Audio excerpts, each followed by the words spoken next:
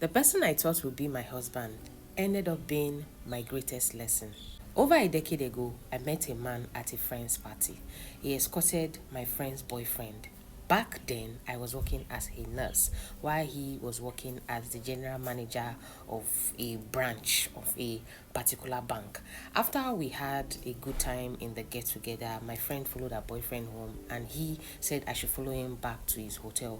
I told him that I was going to follow him, but he wasn't going to touch me, that we were not going to have any sexual activity, of which he agreed. So now when I followed him to his lodge that night, we just sat down, talked, and just had a few drinks, of which the next day when I was leaving, that day happened to be on a Tuesday, when I was leaving, he gave me 20,000 naira. We kept on talking, and the Friday of that same week, he invited me to come over to his place, of which I went and we did the do. From that moment onwards, we started a relationship. Mind you, by then I was 27 and he was 37. He had a house, he had a car. He looked like someone that was, ready to settle down, or so I thought. Our relationship was moving fine. Like the first few months of our relationship, everything was moving fine. I do go over to his place to spend the weekend, and like the Sunday of that weekend, I'll go back to my place. I was a nurse, like I said before. Everything was going fine, not until this man started changing in character. This was the man that he was excited to see me every weekend, but over time, he started becoming unexcited. I don't know if that's the right word to use. He started showing me characters that I didn't understand. But because I felt this is my relationship, this is something we can work on, I overlooked his bad behavior. Even there are some days that I will go to his house and I'll see a female clothes in his wardrobe. I'll ask him, who have these female clothes? He will flare up and ask me that, is it because he's dating me, he will not have female friends? Besides, don't I know that he has sisters? And like I said before, because I wanted peace to reign, I let it slide. So there was this day I went to visit him. On my way back, I saw my friend, that's my old time friend. She happened to be living in the same area. After we exchanged pleasantries, she asked me what was I doing there. I told her I came to see my boyfriend in this particular area. Like I described him, and my friend was like, what are you doing with that guy? That after I finished describing him, my friend was like, what are you doing with that man? That man that is known in this area to be carrying different women. When my friend told me this thing, I didn't believe, because I've never, I didn't believe. Then my friend told me that if I want to confirm that what she's saying is the truth, I should spend the night at her house so that the next day I will pay him a surprise visit. Then I'll see that she's actually saying the truth. So that day, I stayed over at my friend's place and I called my boyfriend, pretending like as if I've gotten home, and I asked him what his plans was to be for the next day. He told me that he's not going to be around, that he's going to go out and stuff like that. I said okay. Unknown to him, I was still in the area. So the early morning of the next day, I took my bath and headed to his place, only for me to get to his place and I discovered that he was at home. This is the same guy that told me the previous day that he wasn't going to be at home, but lo and behold, he was at home and I knocked. When he saw I was the one at the door, he didn't even act surprised. He was just acting nonchalant.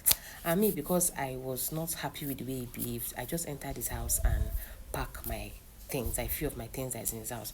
I thought maybe when I was packing the things, this guy was going to beg me. He was going to explain to me why he behaved that way. He didn't. He was just nonchalant and he just let me leave. I went back home and I felt really, really bad. At some point, I cried because this was the man that I really, really loved. And I thought when all this whole thing was happening, some of his friends was going to reach out to me, because as at that time, I had already grown a particular friendship with his friends. Like those times, I'll go to his house during the weekend, I will cook, and some of his friends will come and do we eat. So I felt when this whole misunderstanding was happening between me and him, some of his friends that knew me, we, try to settle the whole thing, but none of them tried to do anything. So that was how the relationship started going cold. Now, few weeks later, I discovered that I was pregnant for him. Then I reached out to him. Guess what this guy told me? He said he's not interested in the pregnancy. Like, he didn't even show any form of concern. Like, at the end of the day, long story short, I was left to remove it because of TikTok restriction. Let me not say the word here. I was left to remove it. As after 3 months of me waiting and calling and texting him so that he would show concern or at least show interest in the whole pregnancy thing. He didn't, and I was left with no option than to remove it. When this whole thing happened, it really weighed me down, but I just had to put myself together and move on with my life. So because of the whole heartbreak and everything that came, I had to move to another part of Nigeria to start my life. afresh, of which that was where I met my current husband.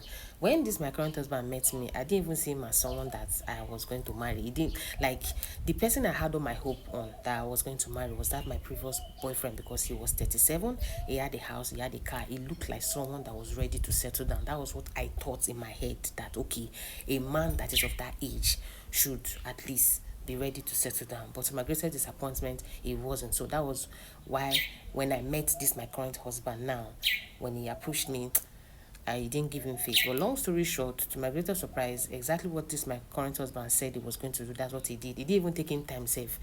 I'll be 6 or 7 months into the relationship, was already talking about marriage, and now I'm currently married with 3 kids.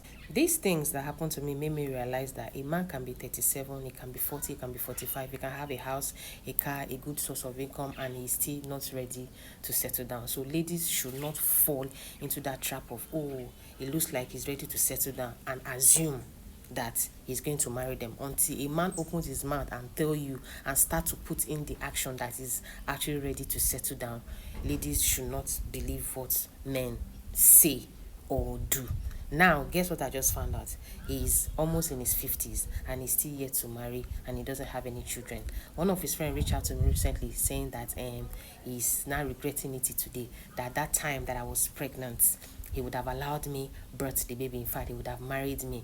That if he had known that if he gets to this age, he's still not yet going to get married and have children, he would have just, married me back then. That's those time I was begging him to take responsibility of the pregnancy that I eventually, removed. He would have acted better.